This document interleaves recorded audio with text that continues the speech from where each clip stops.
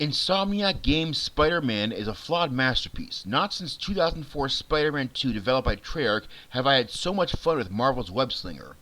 The glowing praise for this game is more than deserved, with its 25 plus hour story and dozens of hours of side missions, none of which ever overstayed their welcome. Add to this the amount of attention to detail that makes you genuinely feel as though this is the world from the comics being brought to life in motion. You have a contender for the best licensed game of all time.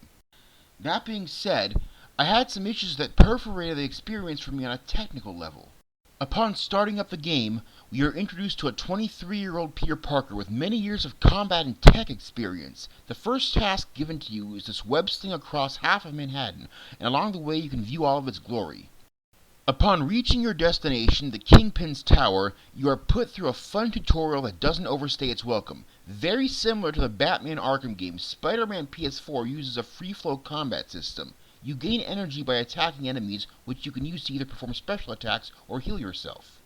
As the story progresses, you are also tasked with playing as other human characters. You might think that this would be boring, however this does an excellent job of mixing up the gameplay. The two human characters, Mary Jane and Miles Morales, have their unique way of progressing the story. While playing as Mary Jane, the gameplay is mostly stealth-based, while you have to rely on your environment to remain stealthful and solve some interesting puzzles. Miles Morales is a techno nerd who can hack into terminals and control certain aspects of the environment.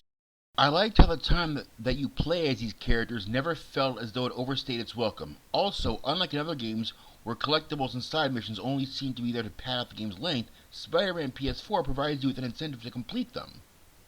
Every side mission that you complete offers you a certain amount of tokens.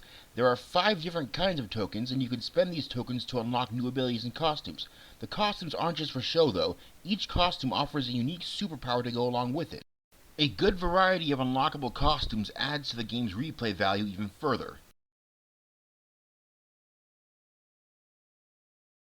The game is paced incredibly well, though there were some parts later on where Spider-Man gets to team up with his nemesis the Kingpin, and while it was interesting for a while, it never really leads to anything.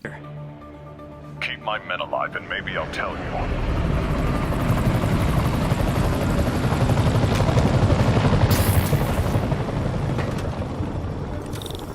Saving bad guys from other bad guys. Not how I thought today would go.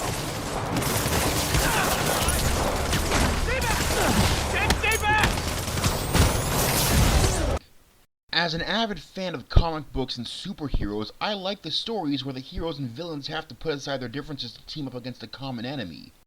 Another thing that could have been done better was the way certain rival enemies fought against each other.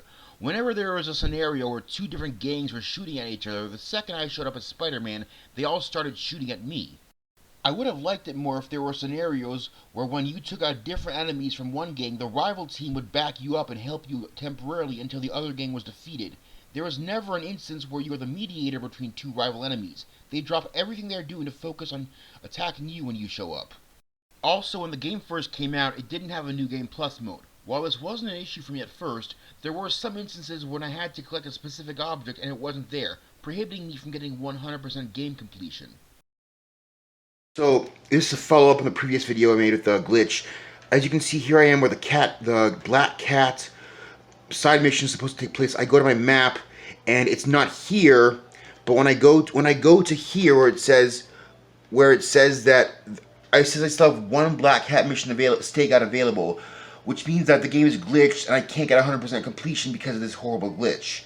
This game's been out for over a year now, and it kind of sucks that this happened, but I hope that this issue gets fixed soon, and if it does, I would greatly appreciate that. Because as you can see, I can't get 100% completion because the cat mission that's supposed to be there is no longer here. I'm here where it's supposed to take place, but the camera's not here, and there's nothing I can do to finish it. So this is a really bad glitch that I'd point out. Also, there were a few instances where an enemy got stuck behind a wall and I couldn't reach them. This required me to restart the game from the last checkpoint. Small hiccups aside though, Marvel's Spider-Man entertained me with its lush color palette, quirky cast of characters, and humongous amounts of unlockables. Here's hoping that the developers at Insomniac Games could wow us all over again on a PlayStation 5.